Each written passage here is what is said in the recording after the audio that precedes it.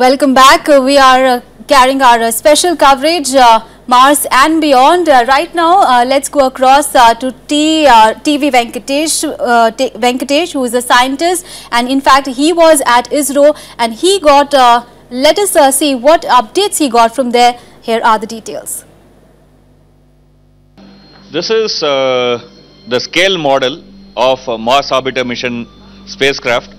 The real spacecraft would be 5 times that of this. So, which means that what you see here is 1/5 of the real spacecraft, which is now near Mars. The ISRO's maiden flight to Mars, the red planet. This, what you see here, is the what is called as LAM, liquid apogee motor. This is the main motor which was tested on 22nd September. If this has failed on 22nd September, then there would have been really a problem for the mission. Though they had a plan B, the plan A, this motor has to function after sleeping for 297 days. After it was last operated on December 1st, 2013, this was started only on December 22nd around 2:30. This motor has a power of 440 Newton. So, which means that when it burns in its full condition, it can generate a thrust of 440 Newton, which can impel the spacecraft. So, this is the main engine of this rocket. You can see here 8 small 1, 2, 3, 4, 5, 6, 7, 8, 5 small thrusters. These thrusters are 22 Newton motors. They are also motors, but their capacity is only 22 Newton, whereas this is 440 Newton, this is 22 Newton. These are there for attitude control. Attitude control means, suppose if this spacecraft is slowly rotating, you don't want the spacecraft to rotate, you have to make the spacecraft stable. So you fire them whatever that you need to make it stabilize. So these are essentially for attitude control. So basically this is called attitude control thrusters. Okay, these are all 8. On 22nd September, if this main engine had failed, the ISRO had thought of using this 8 thrusters. They would have fired this 8 thrusters, but that would have meant that the lifetime of this spacecraft would have come down drastically. But thankfully on 22nd this main engine worked. So everything is in order. Let's look at the other part. Now you can see the antenna. This is a high gain antenna. This is the antenna which will be used for communication from Mars to Earth. The signals will be sent from this to Earth. The command from Earth will also go to this antenna, and then it will be received. You can see here the receiver. So the rays will be reflected and it will go there, or if the rays are generated inside, that will come here and then it will come towards Earth. So basically we will be able to communicate with this spacecraft only if this antenna is pointed towards Earth. Okay, if the Earth is on the other side or if it is on the different angle, then you won't be able to communicate with it. So that is how this is arranged. This is a high gain antenna, which is its main let's say communication channel. This transmits at about 20 kilowatts power, which means when it is about 220 million kilometers away, the signal from this would be less than a whisper. Okay, it won't be actually sound. So you need a very big antenna. That is why you have a very big antenna on Earth to capture those feeble signals. This is its main. Here you can see the fuel tank. This fuel tank holds fuel and oxidizer. This fuel is what is used in the motors for navigation and also for attitude correction. So the fuel is inside this. Here you can see 4 wheels. You can see the 4 wheels. By changing its direction and the rotation speed, you can stabilize this spacecraft. You know, I mean, you will be able to maintain the angular momentum by making it rotating and then turning its direction. So you can do stabilization, and these 4 wheels are for attitude correction, which is over here. And this is the solar panel, which generates power for the spacecraft. Remember, Mars is very, very far away. Therefore, the same solar panel, if it was in Earth, it's not the same power that you can generate when it is near the Mars. Near the Mars, it can generate power only up to 35% or 45% of what it can generate in Earth. Okay, so this is a solar panel. It's a main, let's say, power source for this, for all the electronics and communication gadgets which are inside this. Let me now explain the science instruments in this spacecraft. One set of science instruments are here. One set of science instruments are here. What you have here is thermal infrared spectrometer. This is an instrument. This is a thermal infrared spectrometer. This instrument would be able to do imaging in infrared regions of the electromagnetic wave. It will be able to do remote sensing on Mars through infrared ray. This is one instrument. The second instrument is the unique instrument of this spacecraft. This instrument is a unique instrument of the spacecraft. This instrument is called methane sensor for Mars. MSM. Methane sensor for Mars. This instrument can detect methane on the upper atmosphere of Mars, which is the very unique scientific payload in this spacecraft. And you are having the color camera. This is a color camera which will take close-up pictures of Mars, high resolution images of Mars. These are the 3 scientific payloads on this side. The 2 scientific payloads are on this side. The other 2 scientific payloads are on this side. Here you can see the one instrument, which is the Mars exospheric analyzer. This can study the exosphere of Mars, which means that not just upper atmosphere, it is high above the upper atmosphere, the composition.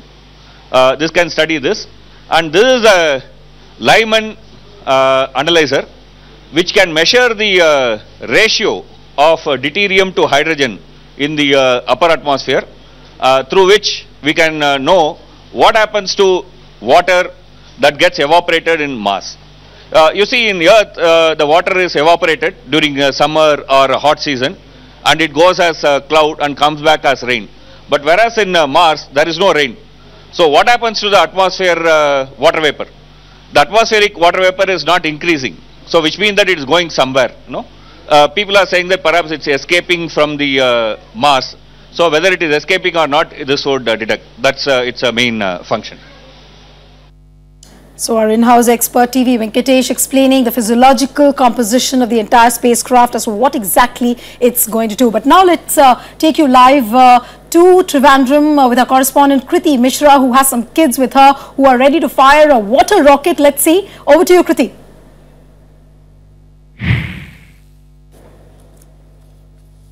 Yes, Neelu, the space mission, it's time that it moves in full throttle. And the kind of impact that our maiden attempt, if it becomes successful, would have, that history shall vindicate for all times to come. And I am right now at Kerala State Science and Technology Museum, where students have prepared a model water rocket. I shall ask you, what is it about? This is actually a water rocket. In here, it is made of soft drink bottle. Okay, and then it is made of completely scrap items. It's made of it has a ball, it has a body. This is the rocket engine, and it has water in it, and then we use compressed air to provide the energy. So it works with that energy, and then it goes up. Okay, it's very simple. It's just a simple rocket. Right, so are we ready to launch? Sure. Should we begin the countdown?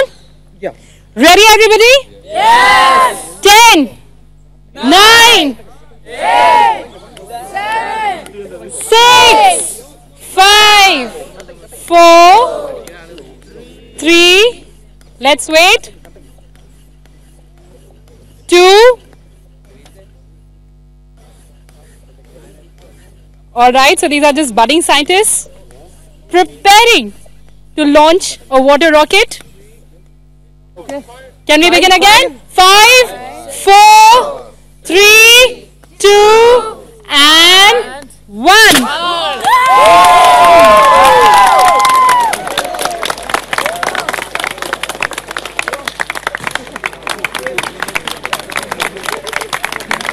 Alright, Neelu, I hope such missions reach other planets one day. I hope, Neelu, your question was best answered by these students. Back to you now. Absolutely, Kriti, and we hope that in spite of the few glitches that they had, of course, their mission was successful, and we of course hope that MOM is going to be more successful than anything else. Let's now go across to Bangalore, where my colleague Frank is present. Of course, Bangalore, which is actually hubbing with a lot of activity today. Let's go across to Frank. Frank, over to you.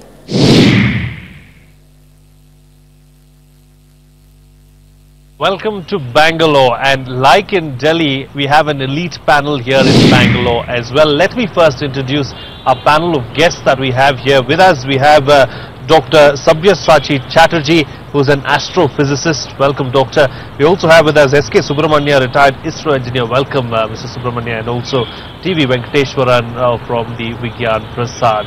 Over the next half an hour or so, what we're going to do is we're going to try and focus on the future of space technology and space science on the whole, and let's analyze it and see what exactly is in store for us in the future. Dr. Chatterjee, I'd like to start with you. Of course, we've seen significant developments taking place over the last 50 years or so. I mean, the way we think about science and the way we look at the universe and beyond now is certainly different from what it was 50 years ago. How can we see it 50 years down the line? I know it's a difficult question, but yeah. It is very difficult. I can just say what it was 50 years ago. Then you will know how far we have moved. I remember the kind of sensation that was created when Gagarin went into space. And after that, in Bengali literature, there was a spate of science fictions. And there was a character called Professor Shonku, who would make a space travel to Mars.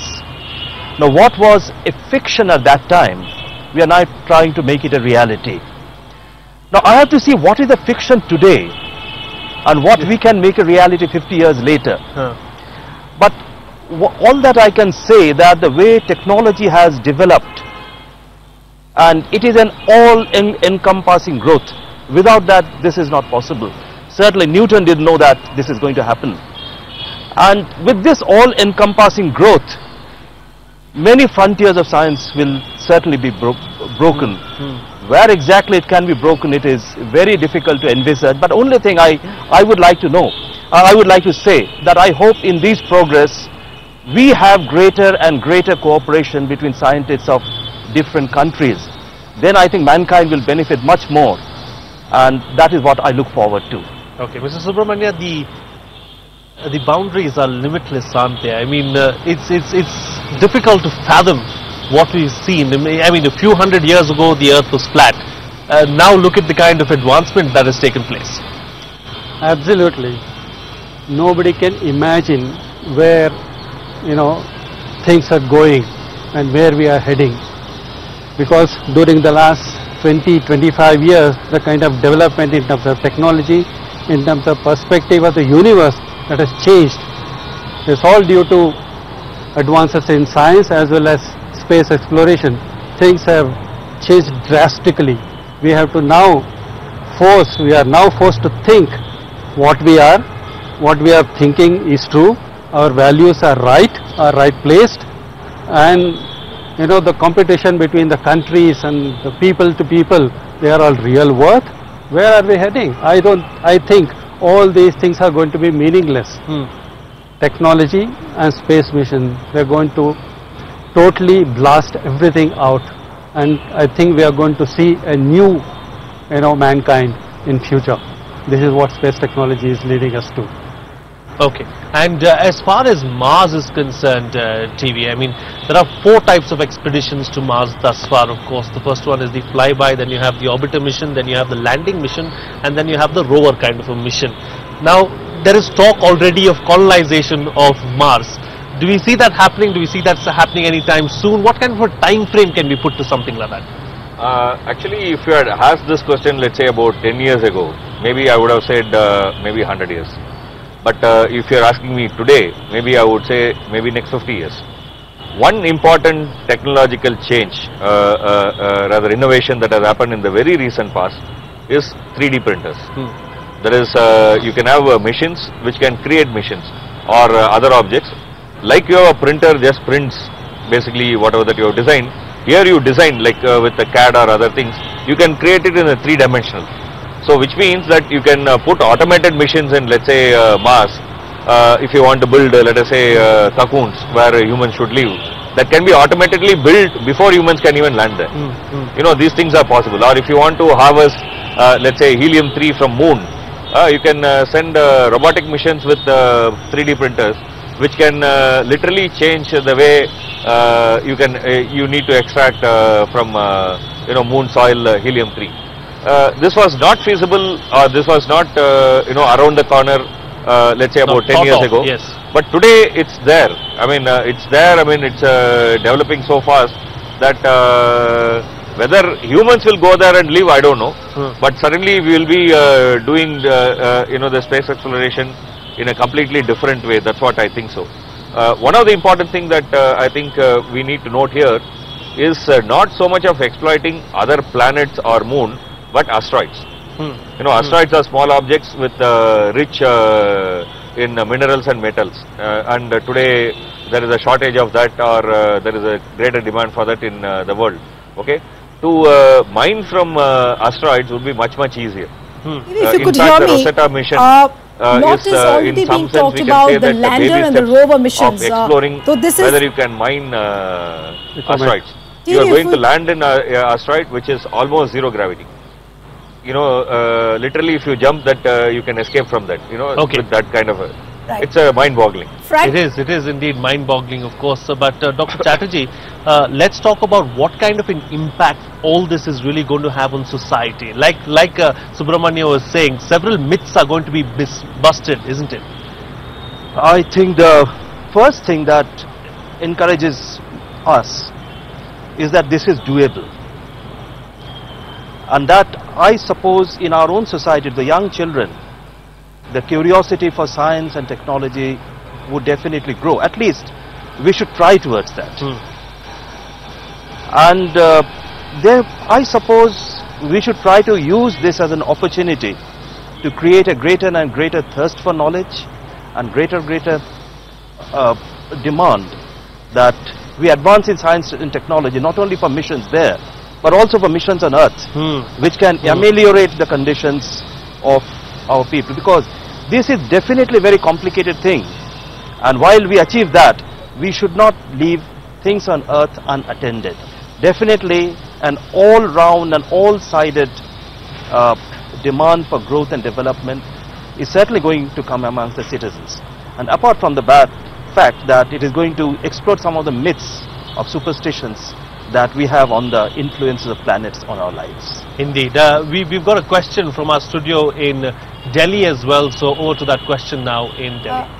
Frank, I just wanted to ask the scientists sitting over there, any one of them, a lot is being talked about the lander and the rover missions as far as the Mars orbiter mission is concerned, and a lot of comparisons are also coming up between MOM and MAVEN. But in terms of the future of the experiment, a lot is being talked about it. So as far as MAVEN is concerned, are we in a position to say that India would be better off in terms of the outcomes of the experiment? For example, the methane mystery, the water vapor mystery, in terms of the morphology of Mars, would India be in a better off position to come to the conclusions as compared to MAVEN? You want to take that question? Yeah, maybe I'll make some comments. See, one of the unique payload in the Indian Mars mission is the methane detector, which is going to look at in the upper atmosphere the presence or absence of methane. It's going to look for some time so that you can also, at least for some time, you can see the seasonal changes, if there is any seasonal changes. But as far as the water vapor mystery is concerned, there is a much better payload in MAVEN, though there is also a payload in Mars mission. So if you look, if you collect from data from both, perhaps we will have a much. Okay. So that's what's going to happen. I mean, both are extremely crucial, and if both of them actually exchange the kind of data that they receive, there's already talk about that, exchanging data. NASA has approached ISRO, so that's going to really help science on the whole, isn't it? That's right. I mean, there is already, NASA has said that why not we share, because both of us are reaching around the same time and both are interested in the upper atmosphere. At least one part of it is about upper atmosphere. So if we can do some kind of a cross-link study, maybe we can milk more out of this mission. Number two, accidentally there is going to be a comet which is going to pass nearby Mars somewhere around October 19th, coming October 19th. And both NASA and ISRO are also talking together to see whether both the satellites can be simultaneously used. Their payloads can be used to study the comet also. Okay, great. I think they're going to take over in Delhi at the moment, so over to Delhi for now. Thanks, Frank. But we have Mr. Ramachandran from the Hindu group in our studio. Mr. Ramachandran, TV was making a very interesting point as to how Maven and Mom will probably study together this comet which is going to pass by somewhere around 19th October. Yes. How would you really see this happening?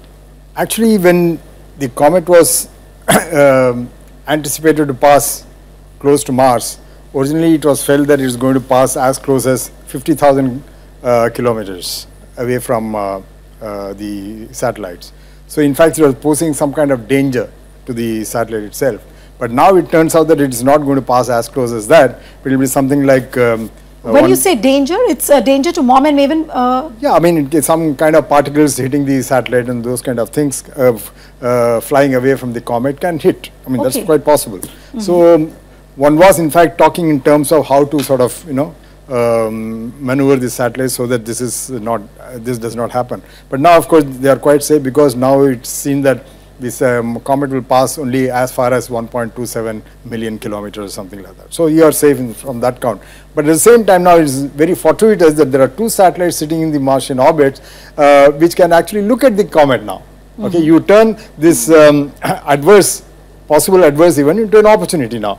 Okay, so you are looking at this, they have sensors which can sense particles coming from the thing or even image them, image the comet from much closer quarters than you would have otherwise been able to do from Earth, for example. So you will get some more data about the comet, its formation, its composition, etc. So in that sense, it is very important that both of them collaborate and be able to do this. And in fact, now they actually formed a working group, which TV we referred to be able to do things together and share data. They have formed a working group. In fact, when Prime Minister Modi goes to US, this announcement will be made that there is going to be... It's not just about the comet that you're talking about. In No, fact, we talk about the rest of the mission as well. So this is a very opportune moment. There are two satellites looking at Mars as well as the comet, which happens to be fortuitous, and so we'll be able to share data. In fact, this has already happened in the Chandrayaan mission. There were these instruments flown by NASA and other agencies, and we were exchanging data about the moon as well. Exactly. So in fact, both NASA and ISRO detected the presence of water.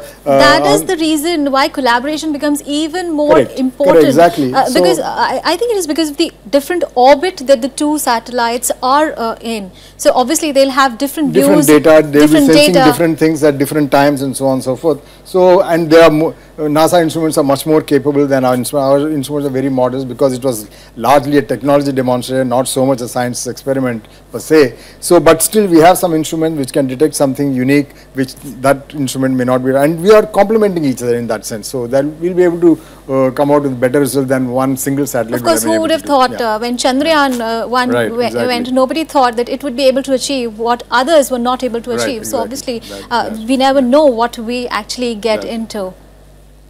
So in that sense, it's good that we are in this fortunate moment of two agencies working together and be able to share data and come out with maybe some more exciting results than otherwise would have been possible. But Mr. Ramachandran, in terms of time frame, when this comet passes and both the satellites are going to keenly be watching this comet, by when can you really expect the results of about maybe the physiological processing of data will take time. I mean, don't come immediately the next day or within a week or something. It might take a few months before you can actually. The same thing happened in Chandrayaan as well. It took a few months before you could actually come out with some results and be scientifically valid. Okay, you have to prove the validity of the results. So you have to sort of compare the results of data from both the satellites and see whether they are matched and all the corrections that need to be made because the orbits are different and so on. All this will take some time. Yeah. So in terms of the success of the Mars mission, obviously, in terms of outcomes, it's going to be better off because two satellites, Mom and Maven, both are going to be keenly watching the red planet. That's right. That's true. That's true. Right, but when we also talk about future technologies now, of course, we're not just talking about Mars, we're talking about other missions as well. How do you look at India in, say, about 10 years from now, as far as future space technologies or space programs is concerned? Well, we have just stepped into exploring the space outside of a Earth's planetary influence, okay, basically. I mean, first we tried Moon, and we have now got into launching interplanetary missions now. But it's a long way to go. Flight to Sun, maybe? Pardon me? A flight to Sun? No, that's a long. I mean, that's a long shot off. Even very developed countries have not been very successful. Only the U.S. NASA missions have succeeded in going to very distant planets and so on. So we are very far away from being able to do that. But we are having taken very successful steps so far. We should be able to sort of innovate more and be able to develop technologies that will be able to say land. We are going to have a lander and a rover for the Chandrayaan mission, next Chandrayaan mission, which will be happening in 2017 perhaps. Right. And so we are developing lander technologies, we are developing rover technologies, and whether we will take up similar missions for Mars as well, it's possible. Within 10 years it should be possible to do that kind of a mission. Right. So India has already taken the baby steps as far as the Mars orbiter is concerned. But remember, just a few hours left from now, 7:17 a.m. exactly tomorrow morning, when you would exactly know how successful this mission is. And Rajya Sabha TV will bring you live updates from various locations across the country. Thanks to Mr. Ramachandran, who's been here and enlightening us with all the information, and stay tuned for our continuous coverage, Mars and beyond. Thanks for watching.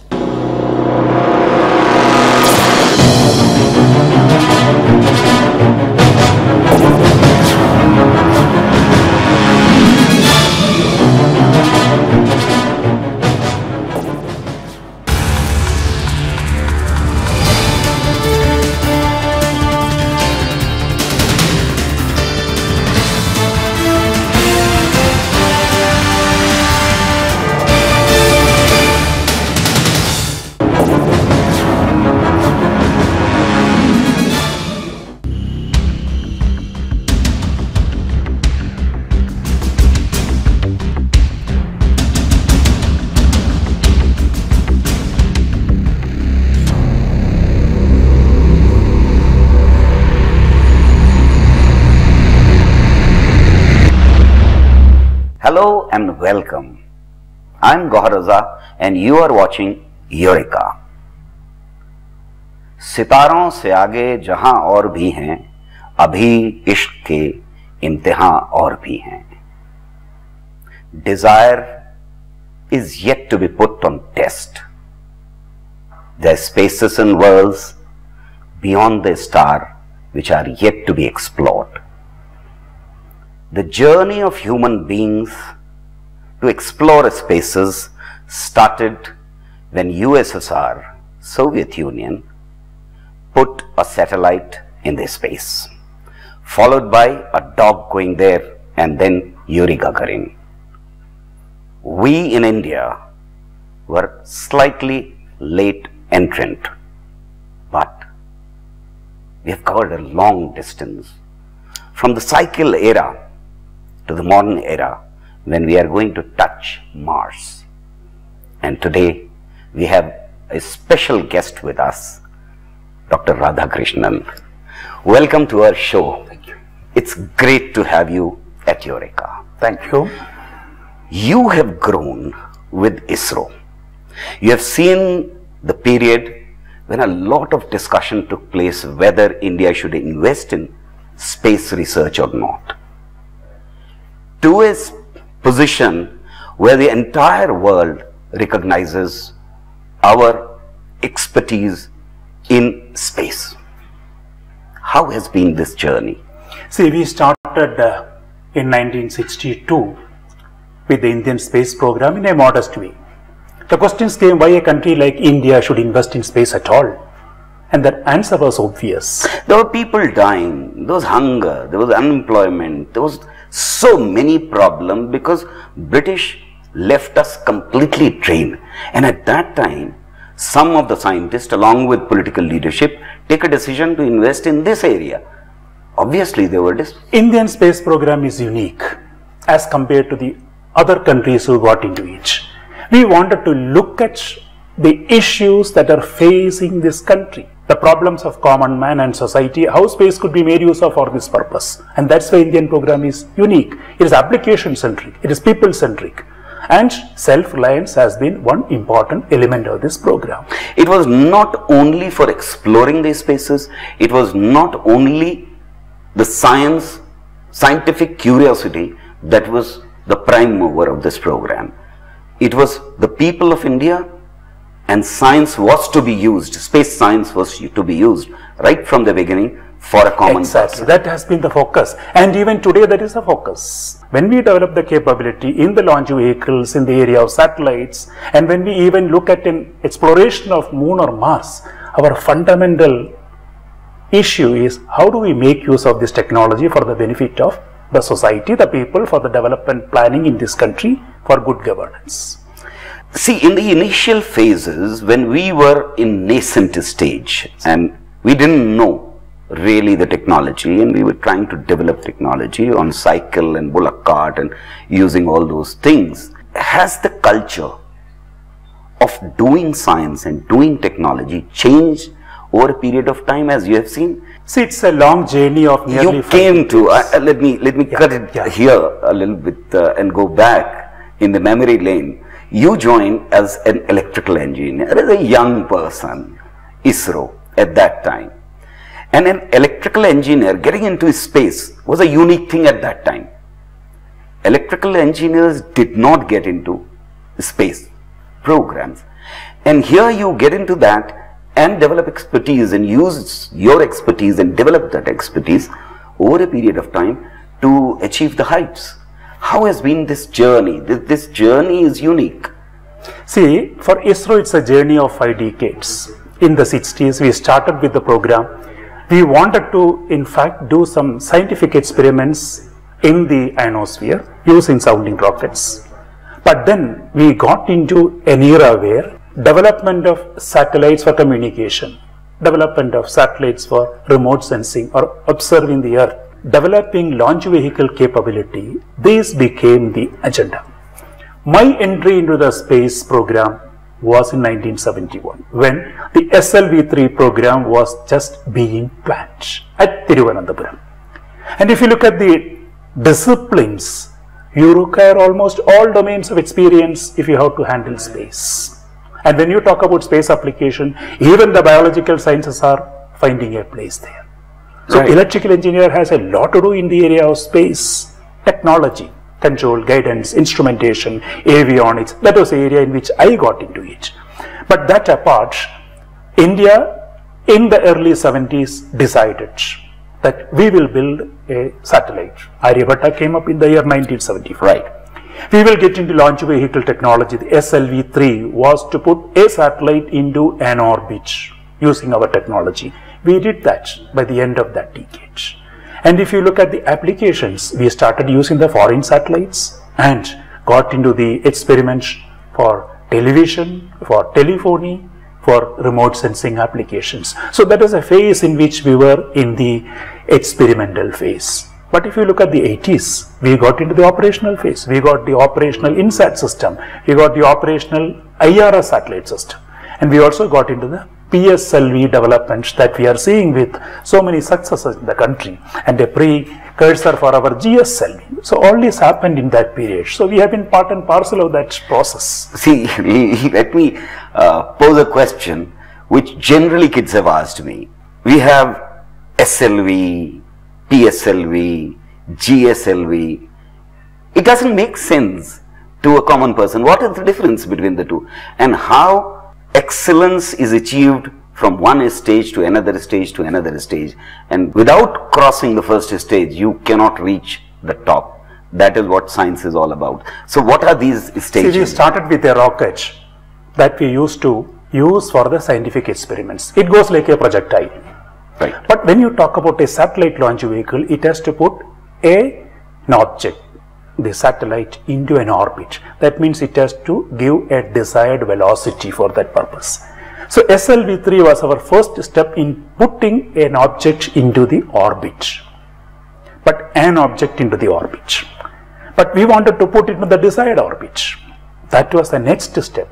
The augmented satellite launch vehicle, where we introduced the closed loop guidance system, and you decide at this altitude, this velocity has to be provided so that that satellite will get into this particular orbit.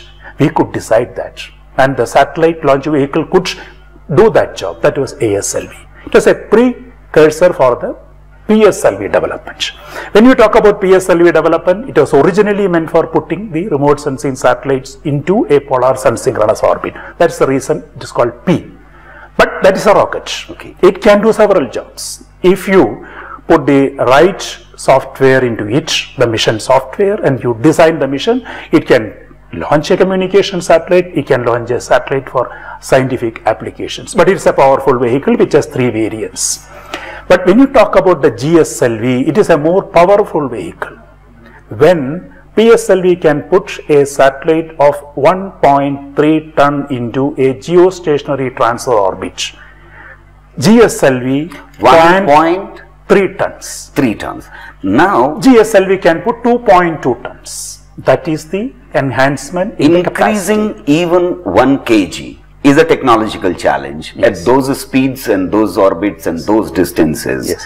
So when we go to GSLV, what is the difference? There are 2 differences. To achieve this higher capacity, and that too in a cost-effective manner, we have to use propulsion systems like cryogenic stage. That is a more efficient way of putting that satellite of that capacity into the orbit. That is Much bigger mass. the cryogenic technology provides higher specific impulse. That is, for a given mass flow rate of the propellant, you get a higher thrust.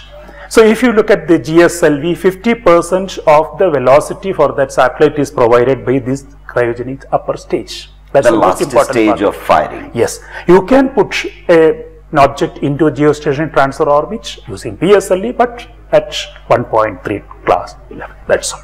And if you see the lift off mass of PSLV, it's about 320 tons. To put this 1.3 ton into the geostationary transfer orbit, whereas for GSLV, it is nearly 425 ton, which can put 2.2 ton into that place. So that is more efficient. We'll come back to that. Don't go anywhere. We have to take a break. We'll come back soon.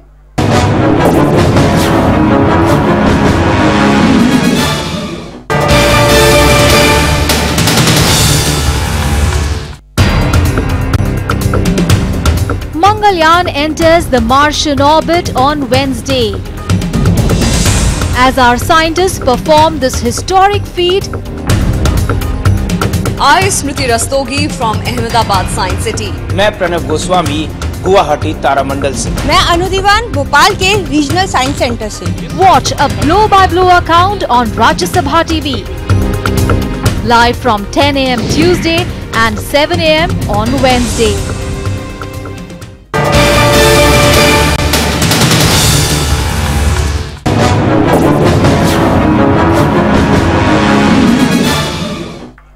Welcome back, Dr. Radhakrishnan. It's been just fascinating for probably every Indian, and it's always been a moment of pride when success is achieved one after the other by ISRO. Now we are in a stage from where we had started. We have seen a lot of ups and downs during this period. There was a period of isolation, and today we are in a situation where we have collaboration with 20 countries, and we have collaboration with almost 160 countries in the ocean exploration area.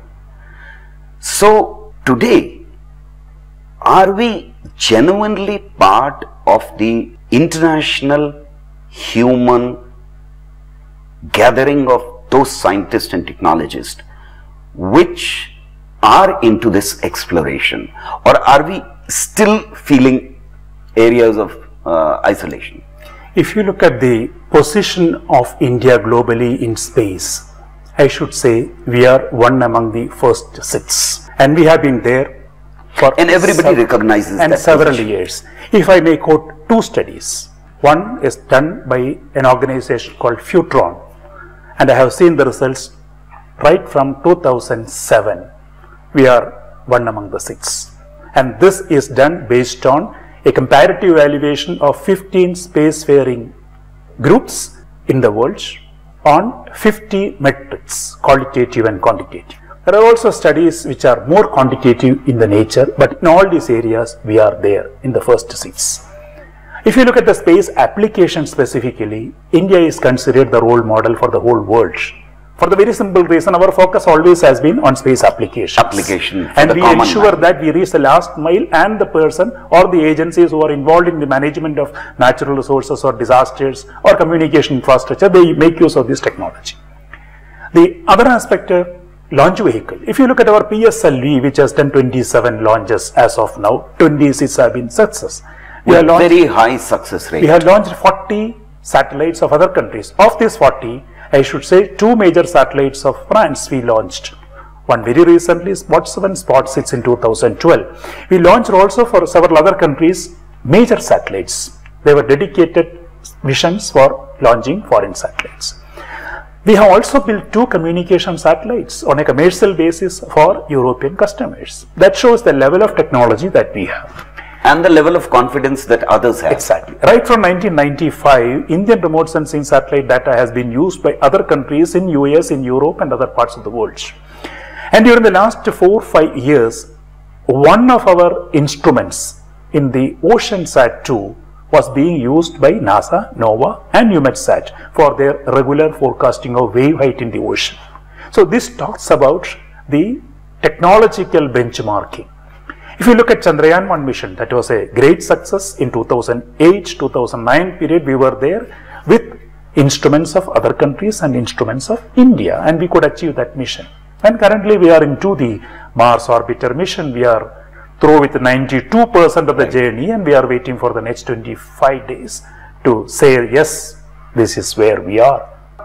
The question would be that as it happens in many areas of science, that when you know the technology, when you know the language of science, when you know the language of technology, then others start talking to you at par with. And that is when the real transfer of knowledge takes place between cultures, various cultures. So you are saying that we are at a stage today where we can learn from others, but we also have something to teach. I can also add the following way.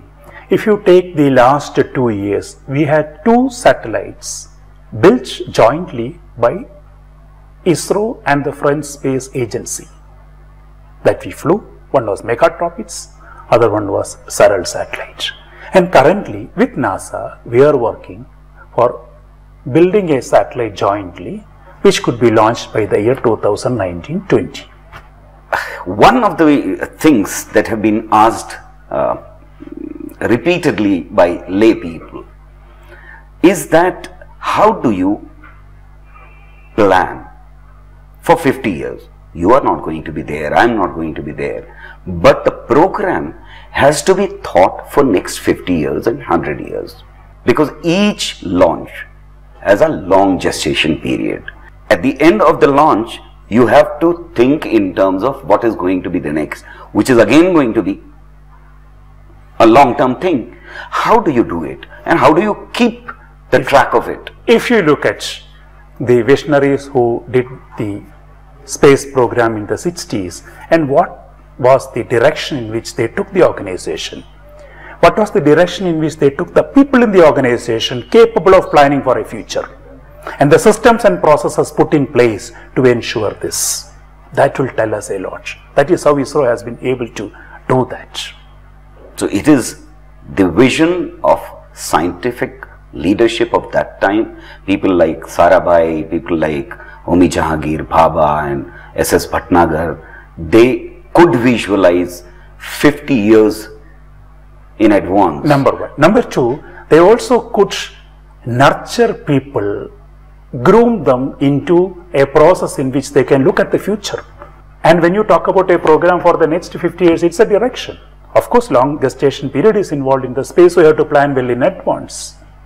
And you cannot have knee-jerk reactions. You have to So you have to have trained manpower, train the younger generation continuously, consistently, painstakingly, and also think in terms of technological advances that are going to be there. Yes. And that's how you have to keep track of the whole record. And the direction is very clear actually in our case, space applications and self-reliance. Space application and self-reliance. I have to take a break. Don't go anywhere.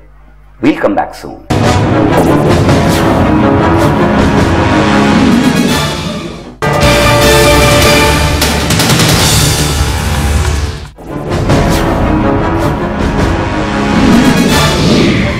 The temperature on Mars may reach a high of about 20 degrees Celsius at noon at the equator in the summer, or a low of about minus 153 degrees Celsius at the poles.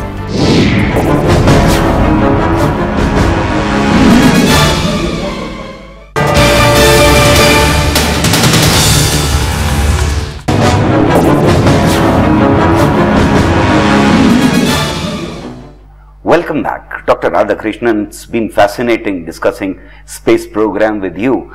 One has lots of questions in mind, but the time may not permit all the questions to be answered. Let me put questions of general interest to public. We have reached a state where now we are talking really with another planet today. The first stages have been complete success. In fact, more than 100% efficacy of the entire program up till now. What is going to happen on 24th? First and foremost, the whole nation is with us and the whole world is watching. Next 25 days, the following things are going to happen. On 24th of September at 7:15 a.m. we should be able to start the liquid engine in the Mars orbiter spacecraft to reduce its velocity and take that spacecraft into an orbit around Mars. If we don't reduce the velocity, it will shoot and will not get into that orbit. We need to ensure that on that day when the spacecraft is in the vicinity of Mars, it is at nearly 600 to 700 kilometers after a long journey of 680 million kilometers. And in this long journey, which is a technological marvel, it has gone through the influences of Sun and all other planets, and our ability to estimate and say yes, we are on course. Of each one of them. Yes, and say we are on course to reach that level. This has been another major and our accuracy, if I say so, our accuracy has been on the dot because we did not have to fire corrective measures. We did two. In fact, on December 1st, when we first put this spacecraft towards Mars through a trans-Mars injection, we were able to do that precisely. In another 4 days, it got out of the sphere of influence of Earth. And on 14th of December, we had the first correction operation. And recently in June, we had the second correction. We did not do what we originally thought we would require in April. In August also, we thought we will be requiring one. We are not doing that. Now we will see in the next... Which means we have saved fuel. We have saved a few grams of fuel in that operation. But more important that we know that our navigation of the spacecraft is as planned, it is on course. This is first and foremost. So next 24 days we will watch whether we require any further correction.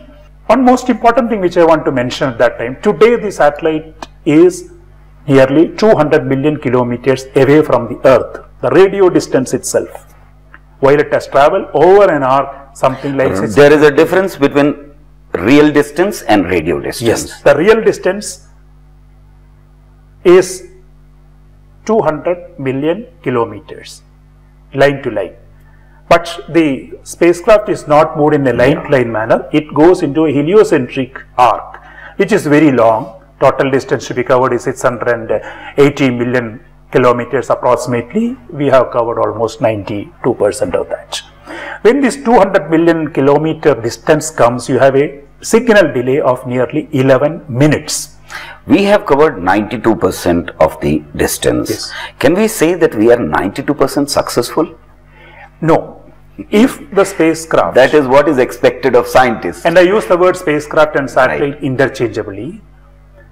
Can orbit around Mars, we would say 85% of the mark we can earn.